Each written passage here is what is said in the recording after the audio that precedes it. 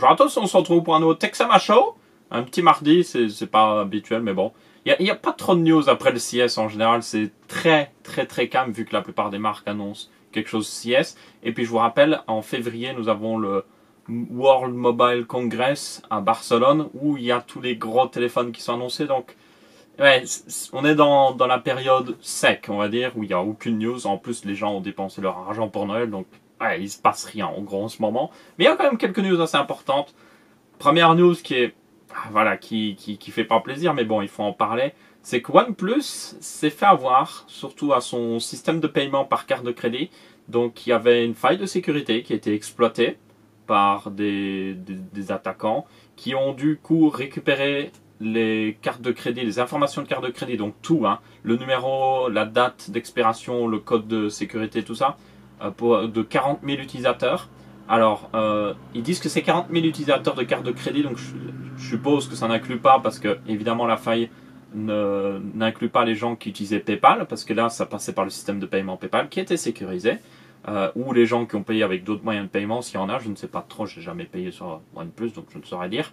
Donc, tous ceux qui ont utilisé une carte de crédit directement par le site, donc ce qui visiblement représente 40 000 utilisateurs, ferait mieux de vérifier leur utilisation de carte de crédit ou même d'en refaire une par leur banque si possible ou autre chose. Donc si vous êtes dans le cas, je préviens, il y a de fortes chances, hein, je pense qu'il y a quelques personnes qui ont dû acheter un OnePlus récemment, surtout qu'ils ont sorti leur nouveau OnePlus 5T voilà pas très longtemps, donc il y a certainement qui en a acheté. Donc voilà, soyez prévenus qu'il y avait une faille de sécurité et que vos informations de carte de crédit ont été récupérées. Comment les gens ont découvert? C'est surtout que beaucoup de gens avaient des drôles d'utilisation sur leur carte de crédit. Ils se sont dit mais d'où ça vient? Et puis ils se sont rendus compte que la plupart des gens qui avaient ça avaient acheté un OnePlus genre va pas très longtemps. Et c'est de là que ça a mené jusqu'à trouver la faille de sécurité. Donc pour le moment OnePlus ne fait rien. Ils sont excusés évidemment, mais d'ailleurs ils ont dit qu'ils allaient renforcer leur sécurité évidemment et tout ça, mais en attendant, il n'y a rien qui est vraiment fait, il n'y a pas de dédommagement ou autre chose, ce qui va peut-être mener à des actions en justice. Il y a certainement des personnes qui vont faire des actions en justice, donc on verra bien.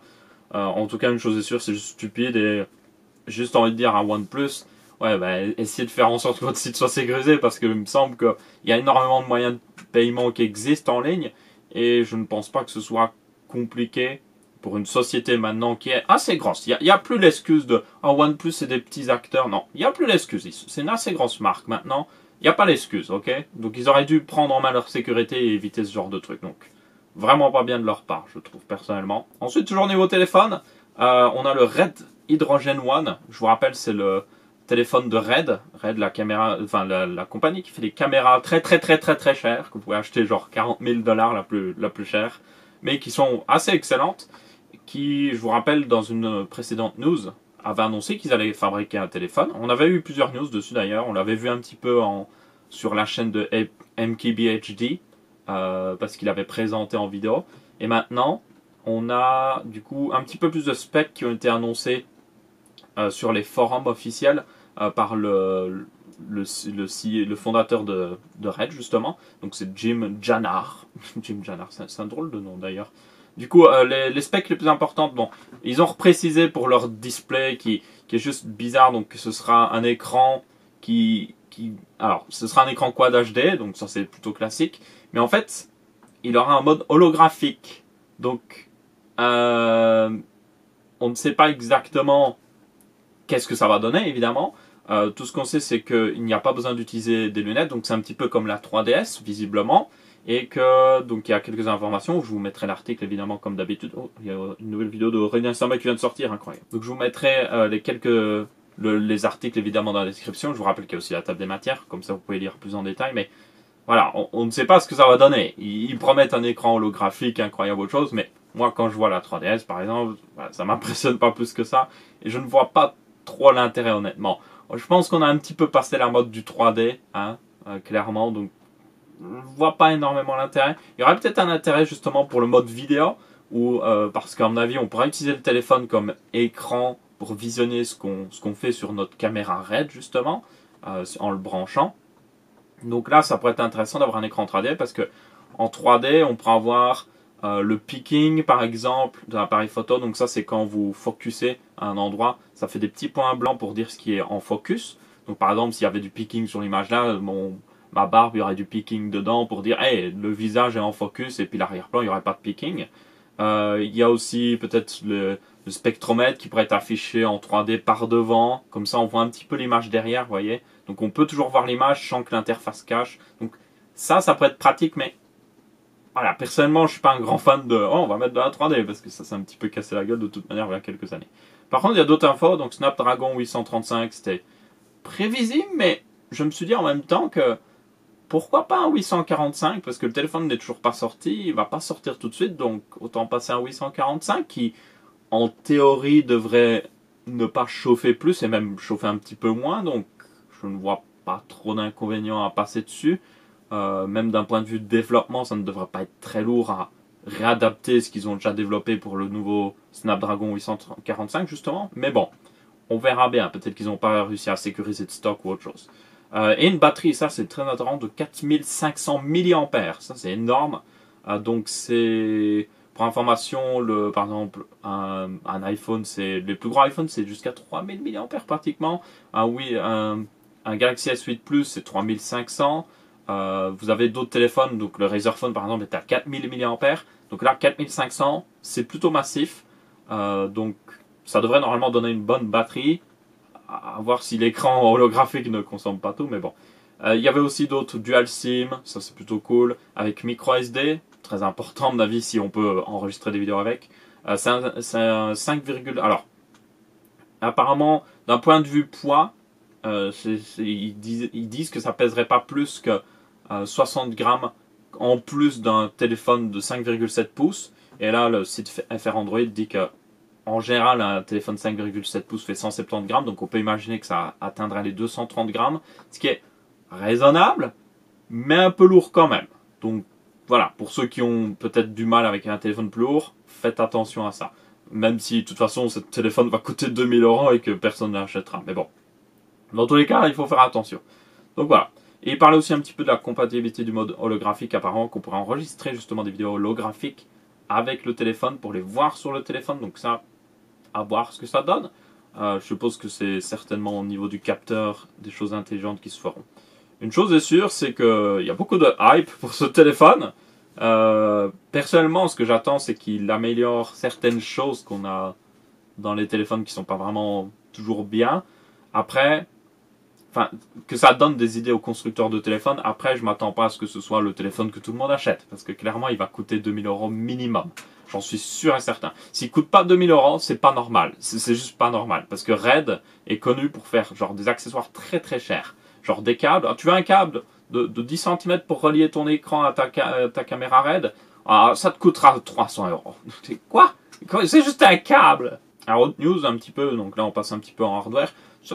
C'est une news assez intéressante, moi je trouve personnellement. C'est que Samsung a commencé la production de ses premières puces de 16 Go de GDDR6. Donc la GDDR6 arrive. Alors, pourquoi c'est intéressant? Parce que premièrement, ça montre l'avenir des cartes graphiques, surtout moyen de gamme, qui ne vont pas utiliser de la HBM, qu'on a déjà vu plein de fois par le passé, qui coûte trop cher. Deuxièmement, c'est que vous devez le savoir, mais il y a pas mal de problèmes de mémoire ces derniers temps qui continuent d'être aggravés, notamment au niveau des cartes graphiques. Les cartes graphiques continuent d'augmenter de prix. C'est dû en partie au cryptocurrency, parce qu'il y a beaucoup de gens qui essaient d'en acheter, mais c'est aussi dû au fait qu'il y a des gros problèmes de stockage, de production de mémoire. Du coup, avec cette nouvelle mémoire, vient un nouveau processus de fabrication, donc peut-être qu'il y aura moins de problèmes au niveau de la fabrication de ces puces, et qu'il y aura moins de problèmes de stock. On verra bien, peut-être que ce sera pire en fait, mais bon, j'espère que ce ne sera pas le cas. Et du coup, à force, ça devrait peut-être régler le problème justement de la GDDR5 qui a un petit peu du mal niveau stockage. Donc voilà. Et il y avait aussi une autre marque d'ailleurs, il y avait ici Hynix qui est... Donc vous avez trois grands fabricants de mémoire en général. Vous avez Samsung, Micron et Hynix pour en tout cas les puces mémoire sur carte graphique. Vous avez aussi évidemment, là par contre sur SSD vous avez un petit peu plus. Vous avez Intel et tout ça, et vous en avez beaucoup plus évidemment. Mais là pour carte graphique, il n'y a que trois grands fabricants de puces mémoire de GDDR donc. Et du coup, ben, Hynix a aussi annoncé sa GDDR6. Donc voilà, ça veut dire que clairement, ben, la production a bien démarré et qu'on devra en avoir arrivé sur les prochaines cartes graphiques. Donc voilà. Et pour en revenir, oui, comme j'ai dit, il y a eu une grosse augmentation. Je crois que j'ai vu une vidéo de Nexus, enfin de Nexus, j'ai oublié le nom de la chaîne, de Gamer Nexus, voilà, qui du coup parlait un petit peu du truc. C'était assez intéressant. Et il parlait notamment que les constructeurs indiquaient que, genre, vers la fin de l'année à maintenant, le prix de la mémoire de carte graphique a augmenté de 30 $. On va dire 30 $, ouais, c'est beaucoup, mais ça va encore. Le truc, c'est que c'est 30 $ sur la production. C'est pas 30 $ sur le produit final. Donc c'est encore pire, en fait, parce que ça se répercute, ça continue de se répercuter, parce que tout le monde doit prendre sa marche. Du coup, oui, les cartes graphiques coûtent très très cher aujourd'hui. En Europe, ça va encore. Je pense qu'on a du stock qui arrive et qu'il n'y a pas trop de demandes et que c'est raisonnable. On a moins de minage de cryptocurrency chez nous. On en a quand même, mais on en a moins parce que l'électricité coûte cher. Aux États-Unis, c'est bien pire. Il n'y a presque plus rien en stock. Vous avez des magasins d'électronique qui sont vides. Littéralement, il n'y a rien dedans. Et les prix sont abusés. Il y a des GTX. J'ai vu apparemment, non, c'est les Vega 64. Il y a des Vega 64 qui étaient vendus 2000 $. Donc c'était assez abusé. Donc on verra bien si ça s'améliorera au fil du temps. Donc voilà, je voulais un petit peu en parler vu que c'est un petit peu dans le sujet. Même chose d'ailleurs avec la mémoire, la RAM et tout ça. C'est pas trop ça en ce moment. Je pense que vous l'avez vu, il y a déjà chez pas mal de de vendeurs, la RAM est très peu disponible. Vous avez beaucoup de kits qui sont pas disponibles. Et les kits qui sont disponibles sont chers, bien souvent. Donc voilà, c'est pas trop ça. D'ailleurs, je vends toujours un kit de mémoire, 32 Go, ou alors 2 fois 16 Go. Enfin, non, c'est 4 barrettes que j'ai de 8 Go. Donc si vous voulez juste 16 Go, 2 fois 8 Go, donc, n'hésitez pas à me demander. C'est de la 3200 MHz, assez haut de gamme, c'est de la Corsair Platinum. Donc voilà, pour ceux qui sont intéressés. J'en ai 2 kits encore. Personne ne semble... Il y a quelques personnes qui étaient intéressées, puis ils sont rétractés. Donc, voilà, bon, bref. Donc voilà, pour ceux qui sont intéressés, vous pouvez me contacter sur mon adresse mail de contact sur ma chaîne principale. Ok, ça c'est une petite news, pas vraiment politique, mais Trump a mis un... Oui bon, on va éviter de parler de tout ce que fait Trump, mais là ça concerne la technologie, ok? Donc il a mis une taxe d'importation de 30% sur tous les panneaux solaires aux États-Unis. Et c'est pas bon, on va dire. Alors, pourquoi il a fait ça premièrement? C'est tout simplement pour aider le marché du panneau solaire aux États-Unis, pour qu'il y ait plus de personnes, ou tout simplement les fabricants de panneaux solaires aux États-Unis est plus facile à entrer en concurrence avec les fabricants étrangers, parce que la Chine produit pas mal de panneaux solaires et ils les produisent de moins en moins cher. Ça devient, dans certaines parties du monde, c'est moins cher le solaire maintenant que n'importe quel autre moyen d'électricité. C'est à ce point-là maintenant. Évidemment, dans nos contrées du nord de l'Europe, surtout moi en Belgique, c'est pas encore trop ça. Il n'y a pas assez de soleil pour vraiment toujours le justifier. Ça marche, mais voilà, ce qu'on paye, le coût de fabrication et tout ça, c'est pas forcément intéressant. Une chose est sûre, c'est de moins en moins cher, et du coup, ils ont mis un petit peu ça en place pour aider le marché américain. Mais le problème, c'est que tout ce que ça va faire, c'est que oui, le marché américain peut-être va au bout d'un moment devenir un petit peu plus concurrentiel, mais le marché chinois a beaucoup plus d'avance et surtout, ça va freiner un petit peu le développement du solaire qui pourtant pourrait réduire un petit peu la dépendance des États-Unis à certaines énergies. Je vous rappelle que par exemple les États-Unis utilisent encore 30% de charbon. 30% de l'électricité qu'ils ont aux États-Unis viennent du charbon encore. Donc c'est assez massif. Et ils n'ont pas forcément, c'est pas forcément bien traité ou autre chose. Je pense notamment, il y a d'autres pays qui encore utilisent du charbon, mais vous avez des assez gros filtres à la sortie pour filtrer une partie des particules, même si ça n'aide pas à enlever tout, hein, évidemment. Mais bon, donc ouais, 30%. Donc même si un panneau solaire pollue à être fabriqué, le charbon pollue bien plus, croyez-moi. Surtout que le charbon aussi, il faut le transporter parce qu'il vient de quelque part, il faut le miner, du coup ça pollue aussi, donc ouais. Une chose est sûre, c'est que il vaut mieux n'importe quoi au charbon, très clairement. Du coup, ça va freiner un petit peu ça, et c'est dommage pour nous tous parce que ça nous concerne aussi ici. S'il y a un petit peu plus de pollution dans l'air, ben, ça affecte le globe en entier et du coup, ben, nous, on touche aussi. Je pense notamment par des tempêtes, par des patterns météorologiques qui sont de plus en plus imprévisibles, ou tout simplement des températures qui ne cessent d'augmenter dans certaines parties, ou juste des précipitations qui n'arrivent pas. Même par chez moi, voilà quelques mois, on a eu un petit peu une mini sécheresse. Alors, je vis dans un endroit, genre, on est dans la forêt, quoi. Il fait assez vert par ici. Il y a des sapins un petit peu partout. Et on commence à avoir un problème d'eau, malgré que normalement on a pas mal de précipitations. Juste pour vous dire à quel point ça devient, même à des endroits comme chez nous, assez problématique. Et c'est même pas juste un problème de réchauffement, c'est juste un problème de... Tout devient déréglé en quelque sorte. Donc voilà, c'est vraiment... C'est en partie dommage. C'est dommage pour le monde, mais c'est peut-être bien pour certaines personnes aux États-Unis. Donc on verra bien. Ça, c'est une autre petite news que je trouve assez intéressante. Bon, ça ne concerne pas tout le monde, mais je pense que vous devez le savoir, mais Internet sur un avion, c'est pas trop ça. Bien souvent, la plupart des techniques reposaient sur des antennes qui étaient au sol, qui envoyaient Internet sur l'avion, mais c'était genre, je crois, c'était 9 mégas, quelque chose comme ça, ou même moins, de connexion pour tout l'avion. Donc voilà, ça fait pas beaucoup. Bien que, évidemment, sur les avions low cost ici en Europe, on n'a pas forcément le Wi-Fi, ça c'est sûr et certain. C'est un petit peu plus sur des trucs plus haut de gamme, mais quand même. Mais il y a des sociétés qui travaillent là-dessus. Vous avez Gogo avec son 2KU, 2KU, oui, je sais pas pourquoi ils ont mis ce nom. Donc c'est une antenne qui voilà, qui se met sur le toit de l'avion et qui offre d'assez bonne vitesse en fait. Et du coup, ça permettrait de premièrement régler le problème d'internet sur les avions. Ce qui peut être cool parce que, surtout, je pense, au niveau des vols intercontinentaux, quand vous êtes coincé pendant 8 heures d'affilée dans un avion, ça peut être bien de pouvoir genre, regarder Netflix ou autre chose, même si c'est pas en méga grosse qualité. Sauf que là, évidemment, ben, avec les anciennes connexions, c'était pas possible. Donc là, ça parle un petit peu de ça. Et apparemment, il pourra amener les vitesses jusqu'à 100 mégabits dans l'avion. Pour tous les passagers, hein. Mais 100 mégabits, c'est pas mal. Si on compte que peut-être pas tous les passagers ont accès au Wi-Fi, ça pourrait être vraiment pas mal. Il y avait aussi d'autres petites informations. Moi, ce que je trouvais surtout intéressant, c'était la technologie. Ça utilise donc un réseau satellite, évidemment. Et il y en a 170. Alors, il couvre pas l'entièreté du monde, mais il couvre les régions importantes. Et je pense qu'il devrait, à mon avis, couvrir l'Atlantique, parce qu'à mon avis, selon la façon dont il passe à certains endroits, il y a peut-être moyen qu'ils aient mis justement quelques satellites sur le chemin de l'Atlantique, ou peut-être qu'ils vont en rajouter, hein, quand il y aura des compagnies qui seront intéressées d'avoir une antenne sur des avions transcontinentaux, parce que moi, ça me semble être plus intéressant sur un avion transcontinental. C'est aussi très intéressant pour les gens qui travaillent dans l'avion, tout simplement.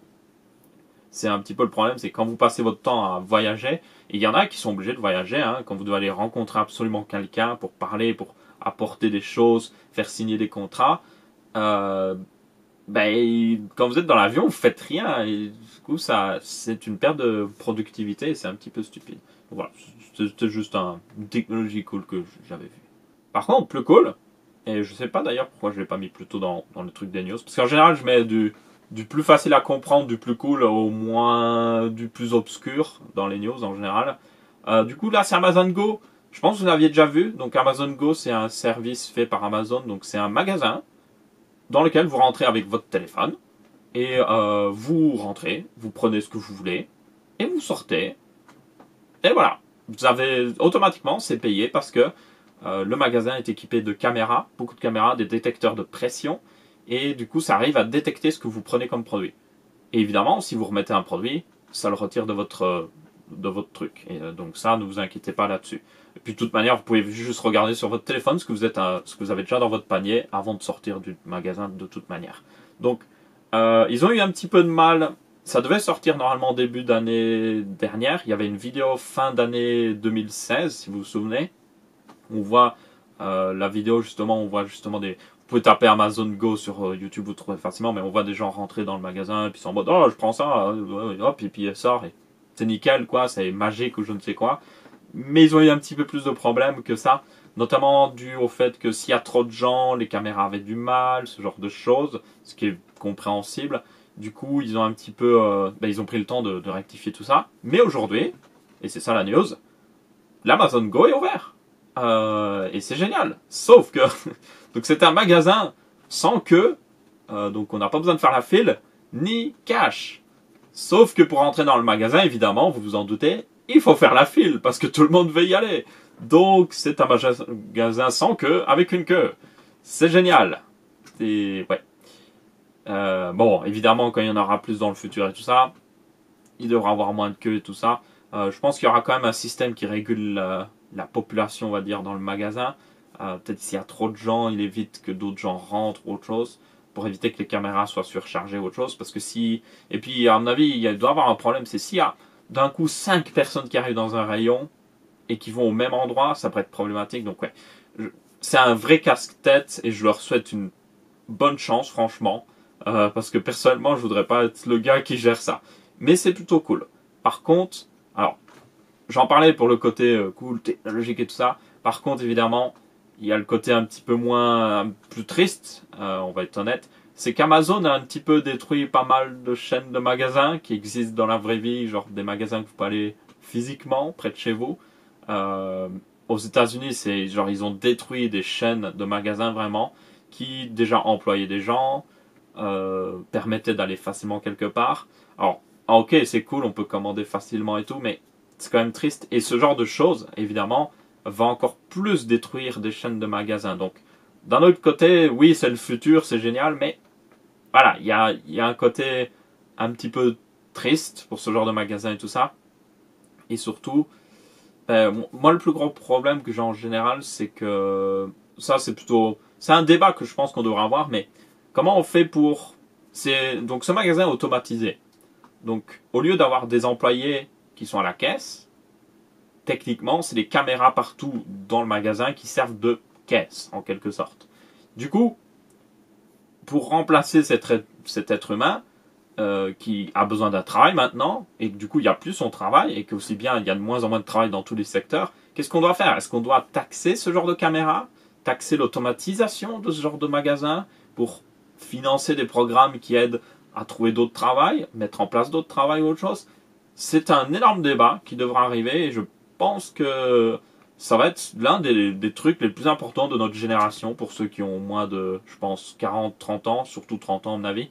Ça va être l'un des méga trucs de notre génération, vraiment, l'automatisation, et qu'est-ce qu'on fait pour, littéralement, permettre aux gens de vivre, malgré qu'il y a littéralement moins en moins de travail, parce que, je veux dire, si, je sais pas combien ils ont payé leurs ingénieurs et tout ça pour mettre en place, mais une fois que c'est en place, ça tourne bien, et il n'y a pas vraiment besoin d'y toucher plus que ça. Et les caméras, peut-être qu'elles coûtent cher, mais vous n'avez pas besoin de payer un salaire à une caméra.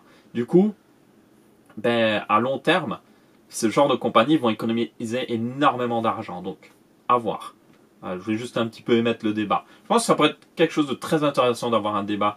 J'ai toujours réfléchi à avoir l'idée de peut-être un débat comme ça sur un truc technologique sur la chaîne, inviter quelques personnes qui s'y connaissent ou qui ont des vues peut-être assez différentes, comme ça il y a justement un vrai débat, parce que ça sert à rien d'amener 3 personnes qui ont le même avis, qui sont en mode ouais, je trouve que c'est comme ça, et puis t'as l'autre, ouais, t'as raison, waouh, c'était un magnifique débat, on a débattu tellement. Donc ouais, si vous êtes intéressé, ça pourrait être, n'hésitez pas à le dire, ça pourrait être intéressant. Faudrait que je trouve des gens. Moi j'ai à mon avis largement assez de personnes de différents backgrounds pour en parler justement. Alors, SpaceX, bonne news pour ceux qui s'inquiétaient un peu pour SpaceX au niveau de la mission Zuma. Donc le Conseil de sécurité nationale des États-Unis a dit que vraisemblablement le problème ne venait pas de SpaceX tout simplement, et que du coup ils gardaient leur contrat déjà et tout ça, donc ils ne disaient pas que SpaceX n'était plus fiable ou autre chose. Pourquoi? Parce que tout simplement, visiblement, le problème ne venait pas d'eux. Comme SpaceX l'avait annoncé, la mission s'est bien passée, la fusée a décollé, a atterri, le second stage s'est bien séparé et tout ça. Mais c'est après, quand le satellite a dû se séparer, qu'il y a eu un problème et que le mécanisme qui tenait le satellite au second étage venait d'une autre compagnie qui, elle, du coup, n'a toujours pas répondu. Donc on attend une information là-dessus. Peut-être qu'on ne l'aura jamais, je vous l'avais dit. On n'aura peut-être pas plus d'informations, mais moi j'aimerais bien qu'on ait quand même un petit quelque chose pour qu'on sache ce qui s'est passé quand même. Mais bon. Et autre news niveau toujours Rocket. Ça, c'est très intéressant. Donc, Rocket Lab, c'est une petite compagnie néo-zélandaise, donc Nouvelle-Zélande, à côté de l'Australie, hein, très très bas, très très loin. Genre, je pense que c'est le pays le plus loin de l'Europe. Ça, c'est à peu près sûr et certain d'ailleurs. C'est une compagnie donc qui lance des roquettes et c'est une compagnie privée déjà. Premier truc très important. C'est aussi l'une des grosses, il me semble, c'est l'une des premières compagnies privées non américaines qui lancent des roquettes. Parce que dans les autres pays, alors évidemment vous avez le programme indien qui est pas mal développé, mais c'est l'État indien qui le fait. Vous avez les Chinois, mais c'est le programme du gouvernement chinois. Vous avez les Japonais, mais c'est encore une fois le gouvernement japonais. En Europe, on a un programme européen, mais encore une fois, c'est les gouvernements européens. En Russie, même chose. Aux États-Unis, vous avez quelques compagnies privées et quelques compagnies publiques ou en partie publiques. Mais là, c'est la première vraie compagnie privée, en dehors des États-Unis, en dehors de grandes superpuissances, qui arrive à lancer une roquette. Et ils ont même lancé un satellite en fait dessus. Alors, c'était pas. Déjà, c'est pas une énorme roquette. Elle fait genre 17 mètres voilà, de haut, 1,2 mètre de diamètre. Donc, pas énorme. Elle a une puissance. Alors, au niveau de la puissance, il y a un débat parce que le chiffre est apparemment mauvais, donc je vais pas la dire. Mais ce sera apparemment évidemment beaucoup moins puissant qu'une Falcon 9 ou autre chose pour comparaison. Mais ça peut quand même mettre une charge de 150 kg, ok, à 500 km d'altitude au-dessus de la Terre. Donc, pas mal, pas mal. Il y a un énorme marché pour ça, clairement. Vous avez beaucoup de sociétés qui veulent juste mettre un petit satellite de communication en orbite. Vous avez même des compagnies qui font appel à SpaceX pour mettre plusieurs satellites en orbite. D'ailleurs, l'une des dernières missions de SpaceX, c'était ça. C'est qu'ils lancent, en fait, ils lancent littéralement 10 satellites en même temps et puis ils les larguent l'un après l'autre sur une même orbite. Donc là, ce genre de satellite, enfin ce genre de fusée pourrait lancer sans problème ce genre de satellite. Et l'avantage, c'est que leur roquette n'est pas trop chère. C'est une compagnie privée, donc ils vont pouvoir vraiment réduire les coûts. Et surtout, ça apporte un petit peu de concurrence dans le milieu. Donc franchement, c'est plutôt intéressant. Je suis plutôt content qu'il y ait justement une nouvelle compagnie comme ça. Donc vous avez quelques images, vous voyez, de la roquette. Plutôt classique, hein. Il n'y a rien de vraiment spécial. Et puis un petit peu d'images en orbite, tout ça. Donc voilà, la petite roquette. Elle est vraiment assez petite. Hein. Bon, 17 mètres de haut, c'est quand même grand. Hein. Mais comparé à une Falcon 9 ou même la Saturn V du voyage sur la Lune, on a légèrement loin. Parce que là c'était un petit peu plus gros, la Saturn V. C'était un peu plus de 100 mètres pour ceux qui se demandent. Donc ouais, hein, un petit peu plus gros. Mais bon, très, très content de voir de la concurrence et surtout très content de voir que leur mission a réussi. Parce qu'évidemment, ils ont réussi à mettre le satellite en orbite et tout ça. Ils ont quand même eu un petit problème de télémétrie apparemment à un moment. Donc voilà, c'était pas 100% rose ou autre chose, mais c'est quand même assez impressionnant. Par contre, la fusée ne réatterrit pas. Je tiens à le préciser, elle a fini dans la flotte. Donc ouais. Bon, du coup, merci à tous d'avoir regardé. J'espère que vous avez bien apprécié ce nouvel épisode. Oui, ce nouveau Texama Show. N'hésitez pas d'ailleurs à laisser votre avis sur un pouce bleu, pouce rouge ou en commentaire. Normalement, cette semaine-ci, là, ça... On va... Bon, pas totalement sûr, et la caméra vient de se couper, c'est génial. Mais j'ai réussi à récupérer un accès pour les Shadow PC. Pour ceux qui ne savent pas, c'est des PC gamers sur le cloud. Donc je vais tester et je vais vous dire ce que j'en pense, tout simplement. Donc attendez-vous à voir ça, normalement, cette semaine ou la semaine prochaine. Parce que ça, c'est quand même un sujet assez important. On m'en a parlé tellement souvent que, ouais, je tiens à en parler en vidéo, à coup sûr. Donc voilà. Du coup, merci à tous de regarder encore une fois. Et à la semaine prochaine, normalement, pour le prochain Texama Show. Ou je ne sais quand pour une prochaine vidéo.